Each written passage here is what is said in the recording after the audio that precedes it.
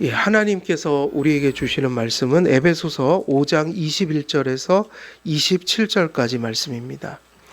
에베소서 5장 21절에서 27절까지 말씀 제가 봉독해 드리도록 하겠습니다. 그리스도를 경외함으로 피차 복종하라. 아내들이여 자기 남편에게 복종하기를 주께 하듯 하라. 이는 남편이 아내의 머리됨이 그리스도께서 교회의 머리됨과 같음이니 그가 바로 몸의 구주시니라. 그러므로 교회가 그리스도에게 하듯 아내들도 범사에 자기 남편에게 복종할지니라. 남편들아 아내 사랑하기를 그리스도께서 교회를 사랑하시고 그 교회를 위하여 자신을 주신 같이 하라. 이는 곧 물로 씻어 말씀으로 깨끗하게 하사 거룩하게 하시고 자기 앞에 영광스러운 교회로 세우사 티나 주름 잡힌 것이나 이런 것들이 없이 거룩하고 흠이 없게 하려 하심이라. 아멘. 오늘 본문 말씀은요, 이제 25절 들어갑니다. 25절에서 27절까지 말씀 또 이렇게 또 한 주제 묶어서 또 전해드립니다. 우리가 지난 시간에 24절까지 마쳤습니다. 자, 우리가 이 말씀 보게 되면은 결국 권위와 순종에 대해서 하나님 말씀하시면서 특별히 남편과 아내의 관계를 이 그리스도와 교회의 관계 속에서 유추해서 교훈하고 있는데, 비슷한 말씀들이 한 절 한 절 흘러가나 각 절에 또 이제 교훈들이 각각 담겨 있으니 또 저희들이 자세히 또 살펴보도록 하겠습니다. 25절로 들어갑니다. 25절 함께 읽어볼까요? 시작.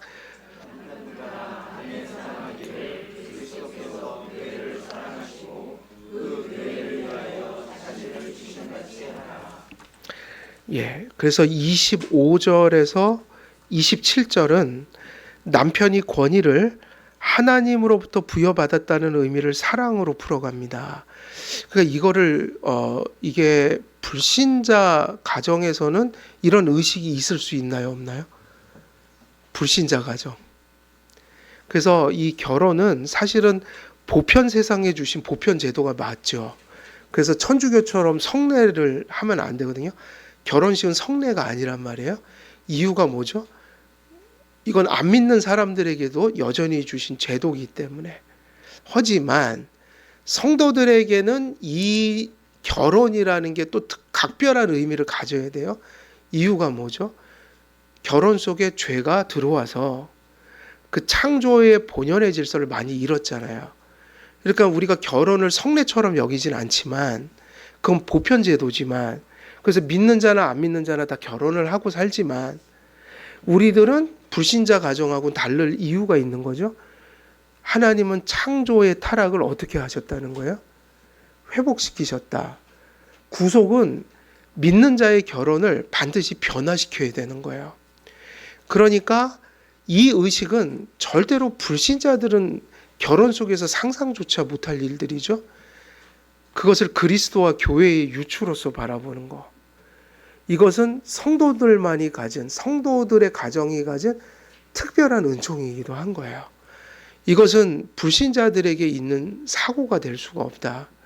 그래서 하나님께 부름을 받은 자들은 가정을 하나님의 그 구속의 관점에서 잘 다시 들여다봐야 되는 것이죠. 그래서 우리들은 남편에게 주어진 권위를 불신자들처럼 여기지 않고 누구로부터 그것을 부여받았다고 생각하고 사는 거예요? 남편이나 아내나 모두가 이 권위를 하나님이 우리 가정에 주셨다. 이 의식은 당연히 불신자들은 가질 수가 없는 의식이겠죠? 근데 오늘날 이것이 교회 안에서마저 이렇게 참 들려지기 어려운 메시지가 돼버렸단 말이에요. 그것은 교회가 성경을 떠난 거예요. 성경을 떠났기 때문에 이런 말씀을 자연스럽게 받아들이지 못한다는 거예요. 그러니까 세속적인 관점을 가지고 이런 말씀들을 해석한다는 의미예요. 그러나 우리는 신앙적인 고백이 있어야 합니다. 가정에 주신 남편에게 준 그러한 리더십은 하나님이 부여하신 거라는 거예요. 그런데 이것을 무엇으로 풀어갔다는 게 중요합니까? 이 권위를 세상에 없는 개념이기도 하죠. 사랑으로 풀어갔다. 이게 정말 중요한 의미고요. 그래서 더하여 우리가 주목할 점은 이 사랑의 의미를 세속적인 의미의 사랑에서 찾지 않아야 한다. 그러니까 이 사랑으로 푼다고 할 때 성경은 이 사랑을 조금 세상과는 다른 각도에서 얘기하고 있다는 거예요. 그래서 교회를 향한 그리스도의 구속적인 사랑이라는 거, 이것은 말씀 속에만 있고 하나님을 모신 자들 속에만 있는 의미들이다. 그래서 이제 무슨 사랑이라고 그랬죠? 구속적 사랑. 그냥 어떤 세속적인 의미의 사랑, 그냥 보편 일반적인 사랑이 아니라, 그래서 성경은 사도 바울은 십자가에 달려 죽으신 그 십자가에서 일어난 사랑을 부부관계에 유추시켜 버렸죠. 그러니까 이 부부관계가 어떻게 돼야 될까? 그러면 예수께서 피 흘려 교회를 사랑하신 그 사랑으로 남편들아 아내를 사랑하라 그럴 때 그 유추를 십자가 사랑으로 해버렸으니 믿음이 없는 자들은 이걸 100번 가르쳐봤자 소의 귀에 뭐 읽기인 거예요? 경읽기인 거란 말이에요. 그래서 이게 어떤 세상적인 그 인텔리전스, 지성 가지고 되는 게 아니라 거듭나야지 이 말씀을 깨닫는다는 거예요. 이게 논리가 아니라는 거예요. 그래서 아무리 대단한 학식을 갖고 학벌을 가지고 있고 대단한 것을 가지고 있어도 도무지 거듭나지 않으면 이 말씀을 깨달을 수가 없다. 왜냐하면 예수 그리스도께서 교회를 사랑하신 사랑으로 사랑하라고 못 박아 버렸으니 이것을 구원 안 받은 자들이 어떻게 깨닫겠느냐 말이에요. 그래서 우리가 지금 단순한 지식 얘기하는 게 아니라는 거예요. 구속의 사랑을 깨달은 자만이 이 말씀이 무슨 말씀인지를 인식하게 된다는 거예요. 그래서 남편과 아내의 사랑은 그리스도와 교회의 사랑으로 유추되는 것이고, 그리고 우리가 그것을 다시 한번 강조해야 한다. 그리스도인 가정에서 남편과 아내가 사랑해야 하는 이유는 단지 세속적인 의미에서 사랑에 근원하지 않고 그리스도 안에서 회복된 창조 질서에서 찾아야 된다. 그냥 창조 질서가 아니라 그리스도 안에서 어떻게 된 창조 질서예요? 회복된. 우린 그것을 구속이라고 부르죠. 그래서 우리가 하나님은 믿는 자나 안 믿는 자나, 그리고 타락하였지만 세상이 유지되게 하려고 하나님이 죄악을 억제해서 나오는 이런 보편 가치들이 있잖아요. 그럼 예수님을 믿으면 이런 보편 가치를 존중하지만 그것 이상을 보는 사람들이 돼야 된다는 거예요. 지금도 똑같은 얘기잖아요. 가정의 문제를 해결할 때 TV에 나오는 그런 상담자들이, 그 상담가들이 뭐 요즘에 엄청 가정의 문제가 얼마나 많으면 TV만 키면은 다 애들 문제, 부부 문제, 막 그런 TV 프로그램만 나와요. 요즘에 보면. 근데 이게 중요합니다. 기독교인 가정은 그것으로 되는 게 아니에요. 믿음이 들어왔기 때문에 하나님이 보시는 관점에서 그걸 풀어가야 된다고요. 요즘에 모든 문제 다 마찬가지예요. 오늘날은 우울증, 심리적인 문제가 어느 시대보다 되게 깊어요. 그런데 이것이 당연히 그래서 세속적인 의사들이나 상담가들에게 도움을 받을 필요가 있어요, 없어요? 있죠? 그런데 우리 심리는 그들이 얘기하는 거기까지 심리가 아니에요. 영혼이라고 부르고 하나님의 성전이고, 우리들은 성경에서 얘기하는 신앙적 영적 차원이 있는 거예요. 그래서 단지 심리적이고 의학적이고 그런 의료적인 것만을 가지고 그 문제를 봐서는 안 되고 신앙적인 차원에서도 그거를 극복하려고 노력을 해야 된다고요. 그래서 그 모든 문제들이 의료적인 거, 심리학적인 거, 그러나 기독교인들은 반드시 신앙적인 영역들이 같이 노력이 병행돼야 진정한 치료를 받을 수 있어요. 그거를 근데 오늘날은 그 신앙적인 우리가 영혼이라는 것을 사실은 잘 심각하게 생각하지 않아요. 그냥 심리학적으로만 다 끝나고 마는 거지. 근데 사실은 지금 의학과 심리학은 유물론 아닙니까? 프로이트가 유물론자예요. 사람을 영혼으로 보지 않아요. 하나님 관계성 속에 보지 않아요. 정말 그냥 유물론자예요. 그러니까 이게 하나님이 얘기하는 인간론이 아니니까 물론 그쪽에서도 도움을 받을 건 받지만 우리는 하나님 관계가 있고 우리가 단지 그냥 이 육체적인 그런 존재가 아니라 영혼을 가진 존재고 신앙적인 의미에서 들여다봐야 된다. 그래서 이 모든 게 종합적으로 이게 병행이 되고 노력이 돼야 어떻게 보면 진정한 어떤 결과를 가져올 수 있는 거예요. 그래서 오늘날 부부관계는 더 중요해요. 이 부분에 있어서. 오늘날 부부관계를 얘기하는 수많은 책들과 상담가들의 가이드가 누구를 딱 빼놓고 얘기하니까 문제인 거예요. 하나님이요. 우리는 언제나 세상의 지혜와 도움을 무시하진 않아도 언제나 우리가 그리스도인이란 사실을 잊어버리면 안 돼요. 우리는 하나님을 빼놓고 아무것도 할 수가 없습니다. 세상 사람은 그렇게 갈 수 있을지 몰라도 하나님 믿는 사람들은 하나님을 저버리고는 결단코 좋은 결과를 얻을 수가 없어요. 그래서 주님이 그런 말씀하셨죠. 너희가 내 안에 거하면 혹은 내 말이 너희 안에 거하면 무엇이든 구하라. 근데 예수님 믿는 사람들이 하나님을 쏙 빼놓고 생각을 하면 거기서 어떤 유익을 얻을 수가 없습니다. 왜냐하면 우리는 어디에 반열에 들어온 자들이기 때문이에요. 구원받은 자들의 반열. 그래서 우리는 세상 사람들과 다른 원리로 살아가요. 그래서 에베소서의 중요한 주제가 뭐예요? 새 사람을 먼저 얘기하고 새 사람. 이거는 뭘 하라는 doing이 아니에요. 그죠? 뭘 노력해라, 뭘 해라, 뭘 지켜야 된다, 말아야 된다 얘기를 먼저 하는 게 아니라 거듭나야 된다. 존재가 바뀌어야 된다. 빙이 바뀌어야 된다. 빙. 그러니까 이제 새 사람의 생활 방식 거기에 걸맞는 doing이라는 게 발생한다. 그러니까 우리가 절대로 그걸 잊어버리면 안 됩니다. 그래서 남편의 권위, 순종 이런 것들이 남편과 아내 사이에 누가 계시니까 이런 얘기를 하는 걸까요? 그 되게 중요합니다. 항상 우리는 단지 남편과 아내 사이가 아니에요. 부모와 자녀 사이도 항상 부모 자녀가 아니에요. 남편과 아내 사이에 누구를 모셔야 돼요? 하나님. 자녀와 부모 사이에 누구를 두어야 합니까?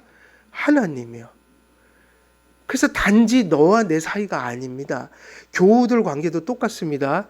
교회가 바르게 가려면 단지 인간관계가 되면 그 교회는 큰일 나요. 단지 인간관계가 친하다고 되는 게 아니라고요. 교회는 교회의 원리가 있고 질서가 있고 교회라는 존재가 세상과 다른 어떤 이익 집단들과 달라서 교회 안에서 교우들은 언제나 한길교회 성도인 이상 그 교우와 교우 관계 속에 누가 계셔야 돼요? 하나님이요. 그래서 우리가 교회에서 성도님들하고 교제할 때도 그냥 내 좋다고 하는 게 아니라 저 성도와 내 사이에 지금 하나님 계시다는 걸 늘 기억하고 가야 돼요. 이해가 됩니까? 그게 신앙이거든요, 사실은. 우리가 그냥 이렇게 교제하는 게 아니라요. 누구하고 교제하든 그 성도와 내 사이에 누구를 항상 두어야 합니까? 하나님이요. 근데 하나님 말로만 하나님이 아니라 구체화되는 건 이 얘기예요. 그 성도와 내 사이에 하나님의 말씀의 원리가 들어가야 된다는 거예요. 그래서 저는 개척하고 우리 아버님 모시고 왔잖아요. 어머님하고. 늘 교회 와서는 성도라고 생각했거든요. 우리 어머니 아버지지만 교회 와서는 박순호 성도 이렇게 불렀어요. 제 어머니라고 안 불렀어요. 가능하면 이렇게 공적인 자리에서는 우리 박순호 성도님, 권명선 성도님 그렇게 불렀어요. 성도예요. 그리고 우리 주은이도 성도입니다. 그래서 생일 선물 줄 때 박주은 성도님 선물 받아가세요. 그러고 성도예요. 교회 안에서는 성도죠. 근데 중요한 거는 항상 그게 부부 관계가 됐든 부모 자식 관계가 됐든 또 성도의 교제가 됐든 항상 그 안에서 우리가 어떤 순간에서 그걸 잃어버리는 순간에 그 관계는 정말 세속화돼요. 누구를 두어야 된다고요? 하나님이요. 그래서 바로 그 계명이 있는 거죠. 너희는 나 외에 다른 신을 내게 두지 말라. 근데 그 계명의 뜻이 뭐라고 그랬죠? 항상 우리의 예배와 모든 삶 속에 누구를 두어야 한다는 것이었어요. 하나님을 두어야 한다. 그것은 늘 하나님을 의식하면서 관계를 맺는다는 얘기예요. 그래서 남편과 아내 사이를 얘기할 때 그리스도와 교회를 유추시켜 버렸다. 유비를 그 안에 주었다.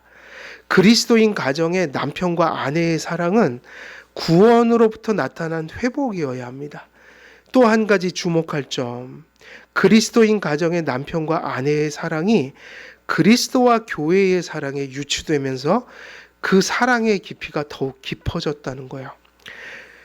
바울 시대의 학파를 이룬 스토아 철학자들도 남편들에게 아내를 사랑하라고 가르쳤다고 그래요. 스토아 철학이라는 걸 많이 들어보셨죠? 이름을 스토아 학파라고. 그 스토아에 이렇게 대비되는 게 이제 에피쿠로스 학파예요. 근데 스토아 이 철학은 기독교 이제 신학에 있어서 이제 형식적이기 위해서는 많은 영향을 또 줬어요. 스토아 철학인 게 되게 유명한데 스토아 철학자들은 남편들에게 아내를 사랑하라고 가르쳤어요. 그런데 이들이 사랑이라는 말을 쓸 때 뭐를 썼냐면 필레오라는 말을 썼어요. 근데 그리고 다른 이들은 또 역시 부부가 사랑해야 된다는 얘기를 또 했다. 헬라 세계 속에서. 근데 그때 이들이 썼던 말이 뭐냐면 앞에서는 필레오라고 그랬죠. 이 사람들은 뭐를 썼냐면 에라오라는 말을 썼어요. 이 에라오라는 말은 뭐냐면 성적 충동을 그런 것에 속한 그런 사랑이에요. 그러니까 성적 충동과 관련된 그런 사랑. 그러면서 이제 이 사람들이 얘기했던 수준은 거기까지였어요. 그래서 필레오 사랑은 뭐냐면 이렇게 가정이 이렇게 화목한 거 있죠. 화기애애하고 그런 거. 그 필레오라고 할 수 있어요. 그런데 세상에서도 화목한 가정은 있나요, 없나요? 많죠. 솔직히 저는 요즘에 보면 기독교인들 가정이 더 불화가 많은 것 같아요. 아니 진짜로. 제가 불신자들을 가끔 만나거든요. 근데 너무 화목해요. 그래서 막 자랑해요. 나는 내 자녀를 이렇게 교육하니까 애들이 아빠를 막 존경한대. 자기가 자기 얘기로. 그래, 노하우가 있으신가 보다. 근데 어쩔 땐 좀 부끄러울 때가 있죠. 야, 이거 기독교인들보다 더 화목한데? 근데 우리는 단지 화목을 얘기하는 건 아니에요. 제가 그분들하고 얘기하면 또 해주고 싶은 얘기가 생기더라고요.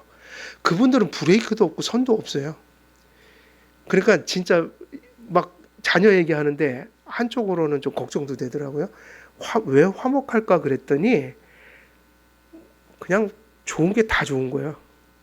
그러니까 화목하겠더라고요.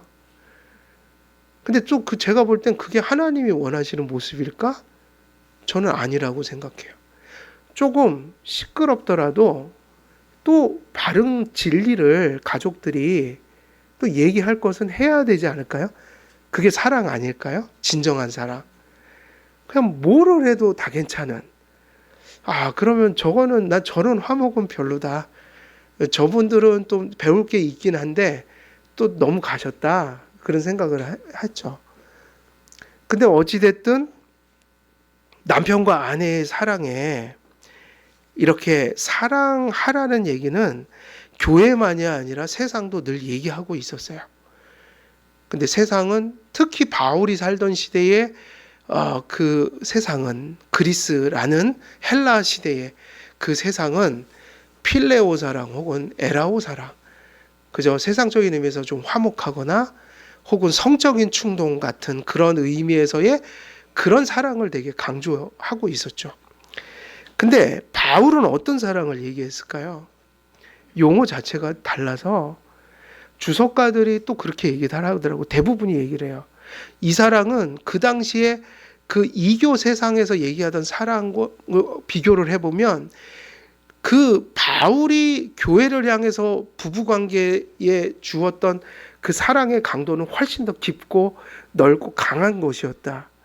그 주석가들은 그 단어를 사용해요. 강했다, 사랑이. 그럼 그거 무슨 사랑일까요? 그거는 단어 자체가 다른데 아가페 사랑을 썼어요. 아가페 사랑을, 물론 아가페 사랑이나 필레오 사랑이나 이것은 동의어로 쓰일 때도 있긴 해요. 그게 꼭 다른 건 아닌데 문맥이 그걸 결정한단 말이에요. 문맥이. 누구에 대한 유추를 가져오면서 아가페 사랑을 썼어요? 누구의 죽으심? 예, 그러면서 아가페 사랑을 쓰면 문맥 가운데서 아가페는 진짜 아가페예요. 그럼 어떤 아가페였냐? 이 사랑은 어떤 사랑일까요? 단지 화목이 아니고, 단지 어떤 성적 충동에 가득 찬 사랑이 아니고, 무슨 사랑이에요? 희생적인 사랑이에요. 그리고 또 한 가지가 붙죠. 기브 앤 테이크가 아니라 무조건적인 사랑이다. 그것에 가까운 사랑을 자꾸 얘기하고 있다는 거예요. 그래서 이로보건대 그리스도인 가정의 남편과 아내의 사랑은 그리스도께서 교회를 구속하시는 그 사랑으로 사랑하신 그 사랑에서 나타나는 사랑을 염두에 두고 아가페라는 단어도 필레오나 엘라오와는 구별된 아가페라는 단어를 강조하여 사용하고 있다는 거. 그래서 본문을 살피노라면 남편의 권위는 어떤 사랑을 본질로 하고 있다고 볼 수 있을까요? 아가페니까 희생적인 그런 사랑. 세상은 이 점에 있어서 늘 한쪽으로 치우쳐 있어 왔고 앞으로도 그럴 것입니다. 아담 안에서 모든 사람이 죄인이 되었고 죄의 영향력이 온 세상을 감염시켰고 그 감염을 시킬 때 가장 먼저 파괴된 것이 무엇이었을까요? 에덴 동산에 회사가 있었습니까? 학교가 있었습니까? 심지어는 교회가 있었습니까? 거기는 우리 신약적인 이론이면 교회도 없잖아요. 가정이 곧 그냥 하나님의 나라이고 그냥 하나님과 교제하는 곳이었단 말이에요. 근데 그때 가장 먼저 파괴된 건 가정이었어요. 아담이 하나님 마음을 에덴 동산에 한번 돌아가서 생각해 보세요. 이게 원래 사랑이었잖아요. 아가페적인 사랑. 그런데 그 뱀한테 사단한테 유혹에 빠져서 타락해갖고 마음이 다 망가지니까 제일 먼저 했던 게 뭐죠? 책임을 누구에게 떠맡기는 거예요? 하와에게. 하와는 누구에게요? 아담에게. 그래서 이 말이요, 이 지금 우리가 지금 배우는 이 교리가 독소가 될 수도 있습니다. 이렇게 여러분들이 이해를 하면 이제 배운 거죠. 남편은 권위, 아내는 순종. 그러면 이제 남편이 이제 순종하라고 이제 요구하기 시작하고 아내가 좀 머리를 좀 똑바로 하세요. 그러기 시작하면 이게 아무것도 안 돼요. 서로가 그렇게 되도록 도와줘야지. 요구하라고 이걸 배운 게 아니잖아요. 그러니까 서로 상대방을 도와주고 내 위치를 돌아보는데 내가 나의 역할을 잘하는 건 자기가 생각해야 될 거 아니에요. 상대방이 막 쪼아대 갖고 막 하면 그게 지금 이 말씀이 그 말씀이 아니잖아요. 그러니까 에덴 동산에서 일어났던 아담과 하와의 모습은 바로 그것이에요. 그게 깨졌던 모습이에요. 하나님이 그렇게 만들어 놨더니 얼마 가지 않아서 벌써 있을 수 없는 일들이 벌어지고 있었다. 책임을 떠넘기면서. 그 책임을 떠넘기면 그 뭐죠? 죄의 삭은 사망이라고 그러는데 저 인간 죽여버리란 얘기 아니에요? 내 책임 아니라고. 책임을 떠넘긴다는 그 사람들한테 이제 하나님의 진노가 임하는 건데 그렇게 하면 안 되잖아요. 근데 에덴 동산에선 그렇게 하면서 이제 가정이 깨지는 철저한 모습이 나타났다. 그 우리가 이 말씀을 받을 때요, 겸손하게 받았으면 좋겠어요. 이 말씀 가서 우리 가정이 뭐 갑자기 막 대단해질까요? 그게 아니죠. 우리 가정은 이미 죄성이 있는 가정이에요. 여죄가 있는 가정이고, 여죄가 있는 사람들이 교회를 이루듯 여죄가 있는 사람들이 가정을 이룬 거거든요. 그럼 우리 가정은 삐그덕하는 게 있는 게 정상이에요, 없는 게 정상이에요. 그게 비정상인데 비정상이 또 없을 수는 없어요, 지금. 그래 너무 수준을 높게 잡지 마시고요. 어디서부터 잡냐면 우리가 어디 있는지부터 파악하시라는 얘기예요. 아, 우리가 이렇게 죄가 많구나. 부인한테나 남편한테나 상처 꽤나 주고 있구나. 주님이 얘기하신 역행된 모습이 우리 가정에는 처음 결혼할 때부터 지금까지 아직도 버리지 못하고 그 습관이 여전히 남아있구나. 그럼 그거를 어디서부터 시작해야 되면 그것부터 파악하는 게 우리가 살 길입니다. 참 이게 좀 안 좋은 거예요. 말씀 듣고 우리 가정이 지금 뭐 이렇게 아무 문제가 없는 것처럼, 뭐 이 말씀 들으면 가정이 다 변화될 것처럼, 그게 아니라 어디 진짜 우리 가정이 어디 수준에 있는가를 빨리 파악해서 이게 진짜 우리 가정 모습이다. 정말 거짓말 보태지 말고 체면 생각하지 말고 이게 우리 본 모습이다. 그걸 하나님 앞에서 깨닫고 여기서부터 조금씩 바뀌어가야지. 이래갖고 바뀌는 게 진짜 바뀌는 거예요. 그러면 이게 진짜입니다. 이 바울이 이 말씀을 왜 주셨냐면 문제가 많으니까 똑바로 살려고 이 말씀 준 거 아니겠어요? 그럼 어디서부터 시작을 해야 되죠? 안 되는 게 어딘지를 파악하고 거기서부터 조금씩 한 발씩 바뀌어가면 돼요. 그러니까 저는 그 얘기는 이해가 안 되는 거예요. 우리 교회에서 말씀 듣고 아이고 한길교회 말씀 들은 거는 왜 이렇게 기준이 높은지 참 한길교회 와서는 힘들어 죽겠어요. 근데 하나도 안 힘들어요. 저는 반대로 얘기한 거예요. 우리 진짜 있는 그 수준을 발견하고 많은 걸 요구하는 게 아니라 거기서부터 조금이라도 예수님 때문에 믿음 때문에 바뀌어가는 거. 저는 그게 진짜다. 그럼 힘들 게 있어요, 없어요? 그런 힘듦은 없죠. 대단한 걸 요구하는 교회가 아니에요, 우리 교회가.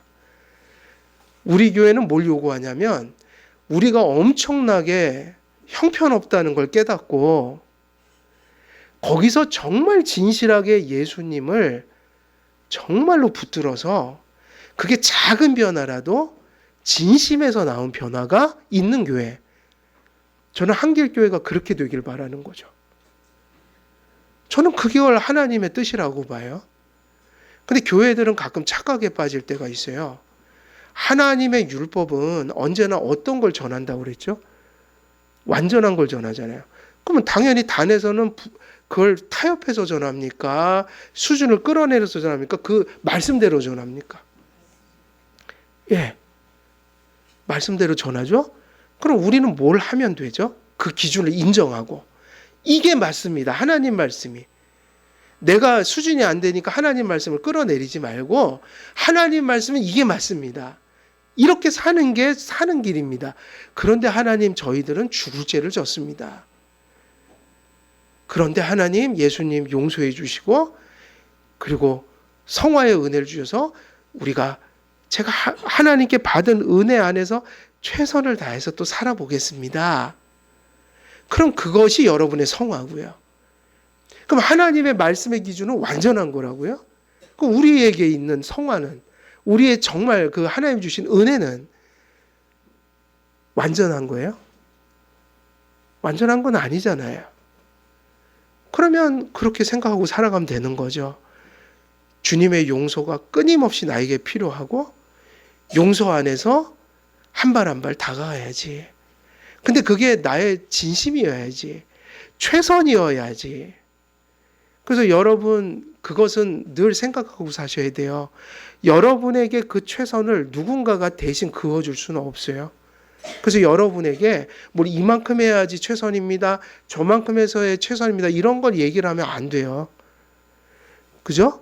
왜냐면 어떤 분들은 분량을 그만큼 받아서 그만큼 사는 거고, 어떤 분들은 또 그만큼 살고, 어떤 분들은 또 하나님이 많은 걸 요구하여서 그렇게 살아가지만 그 선은 절대로 사람이 그어서는 안 되니까. 근데 우리는 우리의 양심 속에 물어야 되죠. 내가 작은 것을 받았던 큰 걸 받았던 정말 내가 최선을 다하고 있는가? 예배를 드릴 때 그것이 나의 최선인가? 그 전에 저는 그런 얘기를 많이 했어요. 목회를 해보니까 어떤 분은 정말로 이 한 달에 그 신앙이 한 달에 4주를 오지 못할 성도들이 있더라고요. 아직은 신앙이 안 되는 거예요. 주일 성수를. 그럼 그거는 정상은 아니죠. 그죠? 그냥 그분 개념이 없는 거예요. 주일을 다 지켜야 된다. 아무리 가르치고 때론 책망해도 결국은 이제 조금씩 잘하는데, 그러니까 이렇게 목사의 마음은 그걸 깨닫는 거예요. 저분은 한 달에 한 번 나오는 것도 힘들었는데 2번 나와주니까 너무 감사하더라. 그래서 그 사람한테는 또 칭찬을 해줬어요. 아이고, 이제 한 주 더 나오시네요. 열심히 해갖고 좀 다 나오세요, 좀. 근데 어떤 분들은 한 주만 빠져도 책망을 해야 될 분들이 있어요. 무슨 얘기인지 이해되십니까? 왜 그러냐? 그분들이 받은 신앙의 분량은 다르기 때문에 목양하는 자도 그게 다르게 표현이 될 수밖에 없다고요. 한 주도 나오는 것이 거의 불가능한 자에게 더 많은 걸 요구할 수는 없잖아요. 가르치고 계속 끌고 오는 거지. 그러니까 2번 나와주고 3번 나와주면 막 경사났네 그러는 거예요, 그분들은. 근데 그런 자리에 있는 게 좀 부끄러운 거죠, 사실은. 하지만 이것은 기억해야 돼요. 우리가 받은 분량에 있어서 그 예배이든 무엇이든 최선을 다하고 있는가 한번 물어야 돼요. 그게 어떤 영역이든. 그럼 그거는 목사나 성도들이 절대로 판단해서는 안 돼요. 그건 누구와 누구의 관계인 거예요? 하나님과 나의 관계고, 그 하나님 앞에서 내가 부끄러움이 없어야지 맞는 거예요. 그건 이제 여러분이 각자 삶을 각자가 돌아봐야 되는 영역이 있는 거죠. 그건 왜? 타인이 절대로 함부로 판단할 수 없기 때문에. 그래서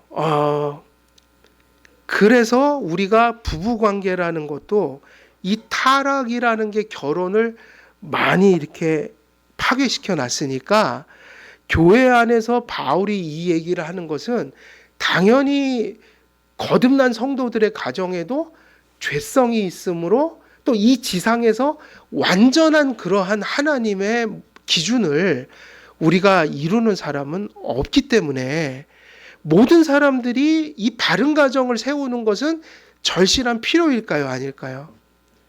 그렇죠? 필요이죠.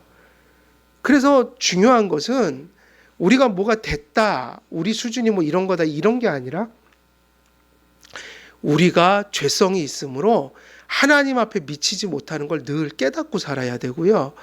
그것을 개선해 가려고 노력하는 게 필요하다는 거예요. 그것이 우리가 가져야 될 마음가짐이고, 이 말씀을 하나님께서 바울을 통해 기록하게 하신 목적인 거예요. 그러므로 시대를 따라 남편의 사랑이 무시되거나 아내의 순종이 경시되어 왔습니다.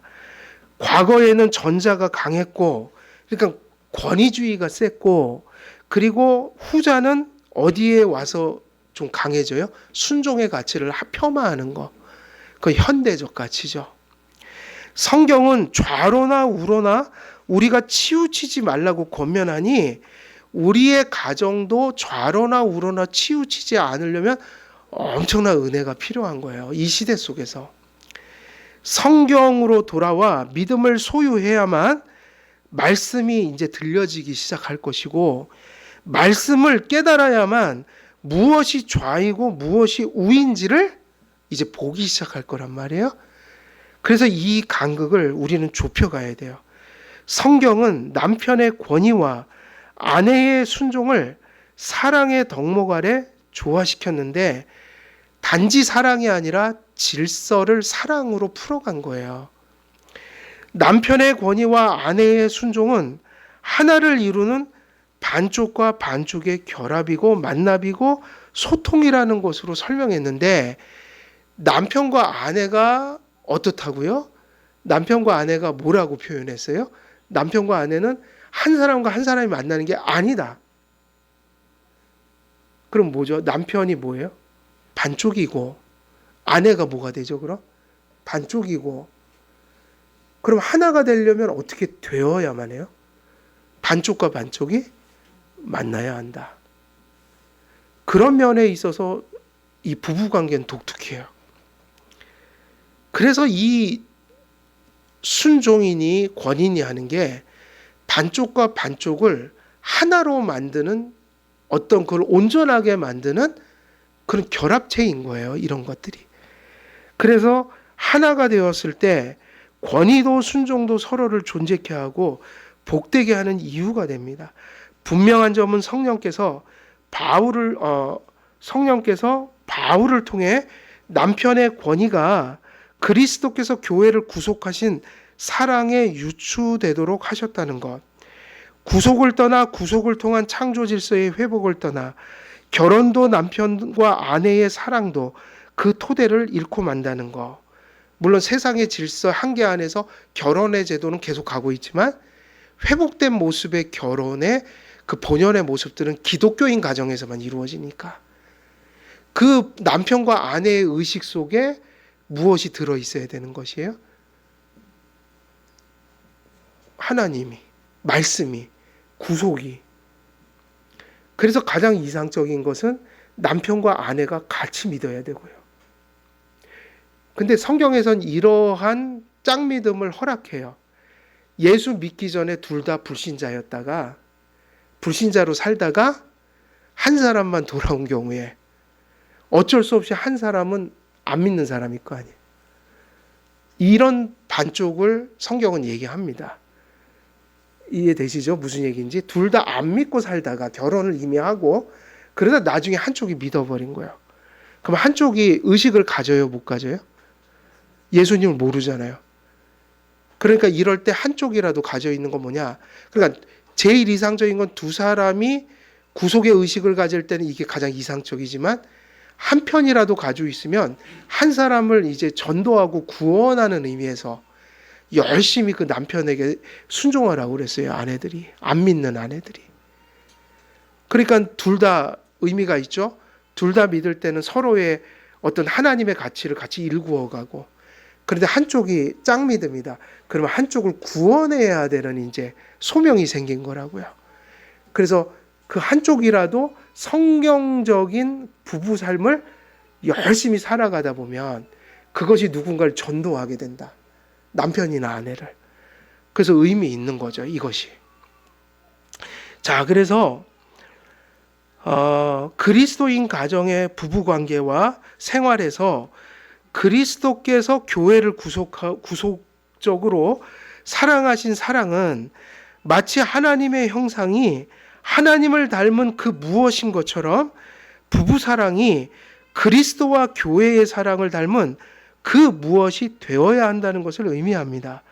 그리스도인 부부들의 그 관계 속에서 결국 이것이 무엇이 일어난다고 봐야 돼요? 성화죠. 그래서 우리 성화가 개인주의적으로 많이 설명이 돼 있어요. 물론 우리가 구원받을 때 개인 안에 구원의 서정 속에 있는 구원을 우리가 성화라고 하지만 성화는 교회론적인 의미도 담고 있어요. 성화는 절대로 개인적으로 되는 게 아니라 성화는 교회적으로 되는 겁니다. 그래서 교회를 떠나서는 진정한 성화가 없는 거예요. 그래서 재밌는 게 이런 게 있어요. 과거에는 개인 경건이 강조되다 보니까 이렇게 왜 혼자 잘 믿는 거 있잖아요. 그리고 혼자 믿으면서 도덕성도 되게 높고. 그런데 이분들이 교회를 견뎌내질 못하는 거예요. 개인적으로 너무 철저한 거야. 근데 이 교회를 오면 교회는 평준화된 곳이지 절대로 그 특별화된 곳이 아니에요. 교회는 평준화돼야지 맞아요. 역시 경건도. 그러면 교회는 부족한 자들이 모였고 문제도 있는 곳이에요. 근데 교회에 표지가 있어서 견디고 가야 되는 거예요. 그런데 이제 이게 중요하죠. 그런 분들이 가끔은 이제 선교단체 이런 데 있는 분들도 많아요. 가끔은 이제 개혁교회 아주 강성인 분들도 교회를 계속해서 배회해요. 너무 이상적인 거예요. 그런데 과거에는 그런 선교단체 내비게이터 이런 데 있죠. 너무 개인 경건 세져 있고 막 그런데 그것이 교회의 이렇게 좀 평범한 모습을 견뎌내지 못하는데, 여러분 성화가 뭐일까요? 성화가 그런 곳에 가서 그분들과 잘 이렇게 유익을 줘서 교회의 덕을 세운다. 부족한 교회 속에서 그 교회가 더 경건하게, 더 바르게 이렇게 가는 데 있어서 내가 매우 덕스럽게 어떤 역할들을 해가는 거예요. 그러면 그 얘기는 뭐냐? 관계를 맺는다는 거 아니겠어요? 그럼 하나님이 성화를 왜 시킬까요? 나 혼자 거룩한 성도가 되라는 게 아니라 거룩한 교회를 이루라고 하니까 성화된 사람만이 교회의 그 고난을 이겨내요. 그 불완전한 사람들을 견뎌내고 그 안에서 겸손히 관계를 맺고 거기서 어떤 역할을 이루어가면서 같이 잘 되어가는. 그러면 성화가 뭐냐? 그런 모습을 보이는 게 바로 뭐인 거예요? 그게 성화다. 그러니까 성화라는 건 고결한 도덕성으로 경건으로 무장하여 나 혼자 이렇게 유리집을 짓고 살아가는 것은 이미 성화가 아니다. 왜냐하면 성화는 성경에는 한 사람을 구원하신 목적은 교회를 이루기 위해서 한 사람을 불러낸 거거든요. 그 사람을 택한 것도 전체 교회 안에서 택한 거예요. 그러면 무엇이 되는 것이 성화인 거예요? 진정한 교회. 교회가 되는 데 있어서 우리가 바른 관계를 맺는 것도 성화란 말이에요.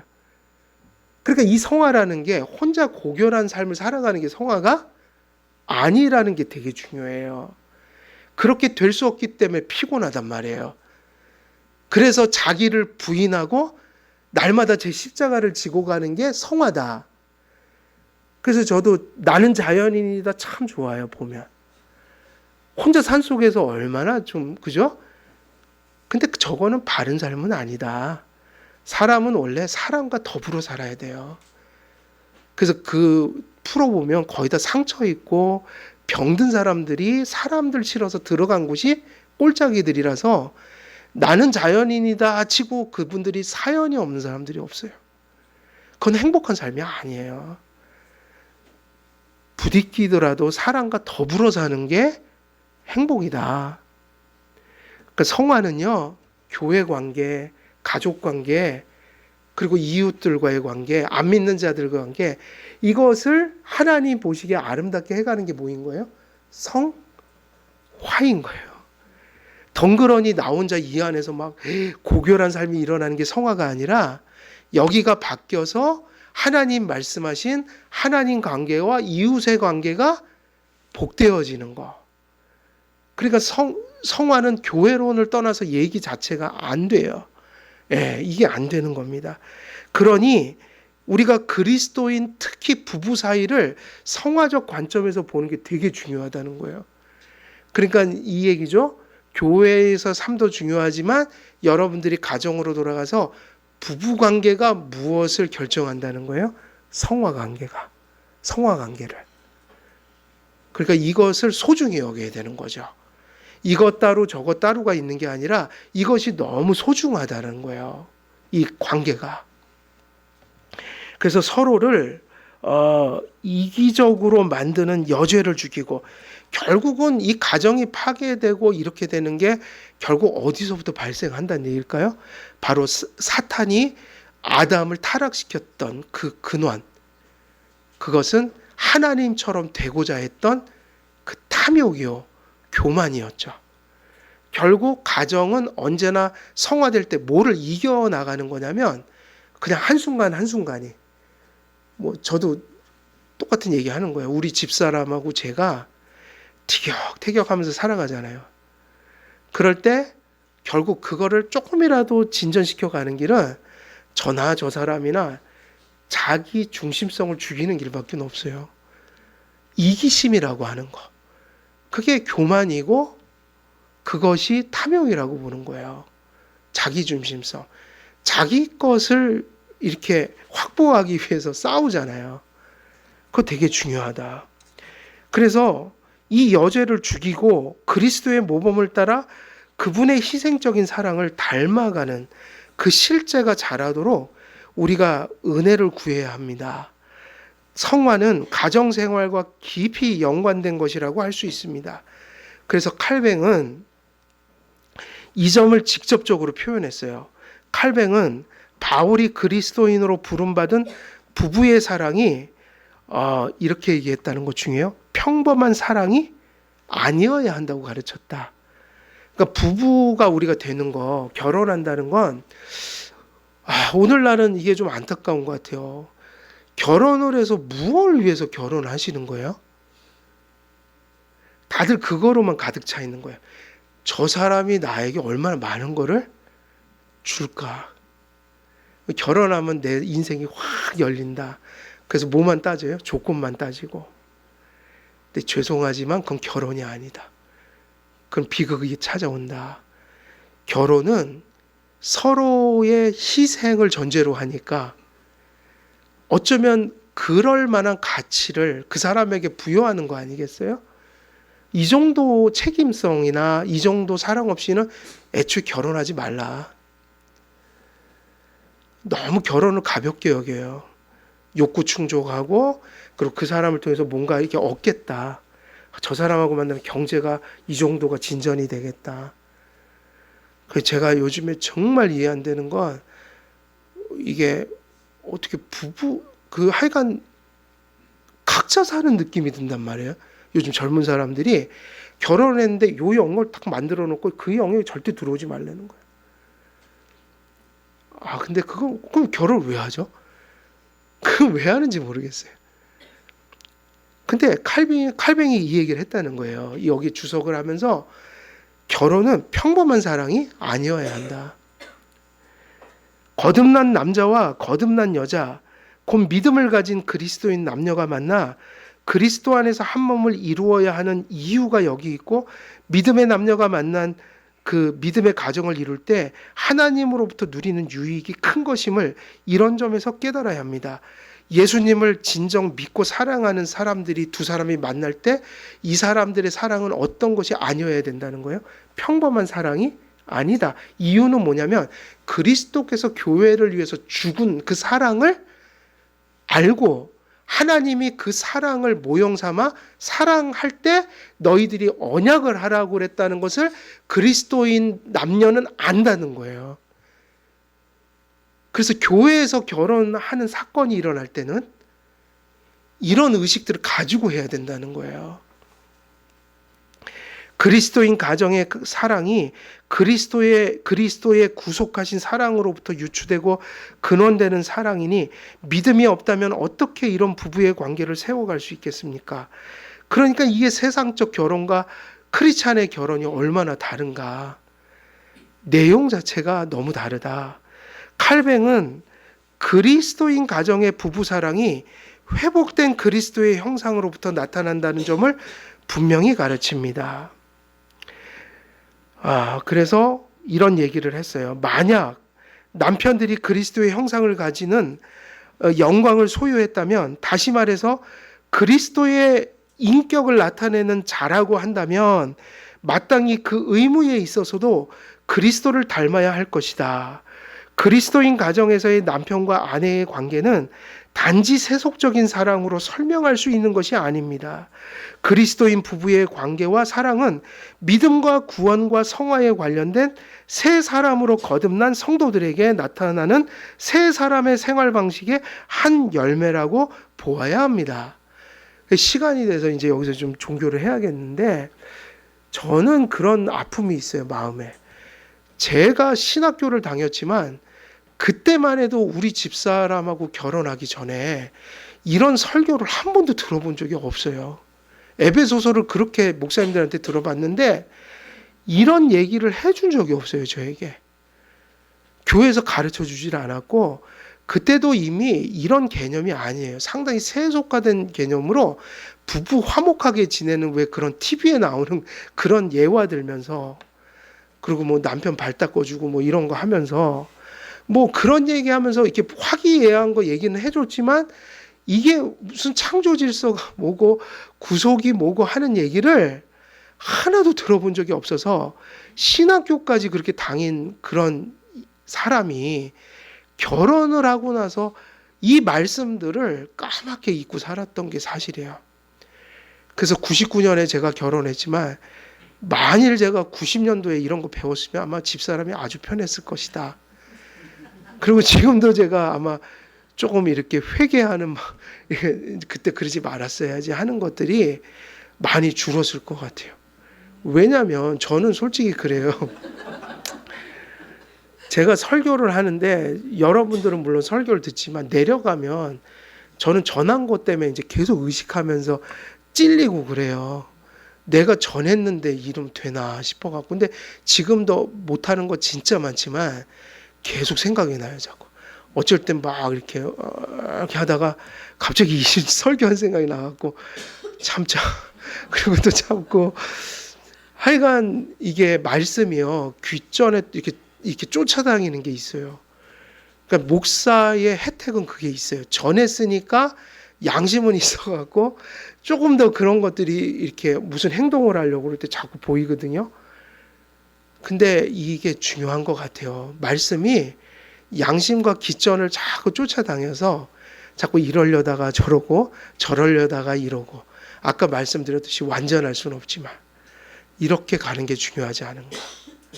우리가 이 말씀을 우리 진짜 여러분들의 가정 삶의 현실 속에, 현실 중에도 가장 그 중심에 하나님 말씀 기억하면서 적용하시면서 그렇게 사셔서 여러분의 가정 속의 성화와 또 하나님이 주신 창조와 구속의 그 아름다운 회복이 이렇게 충만히 나타나시기를 주의 이름으로 간절히 축원드립니다.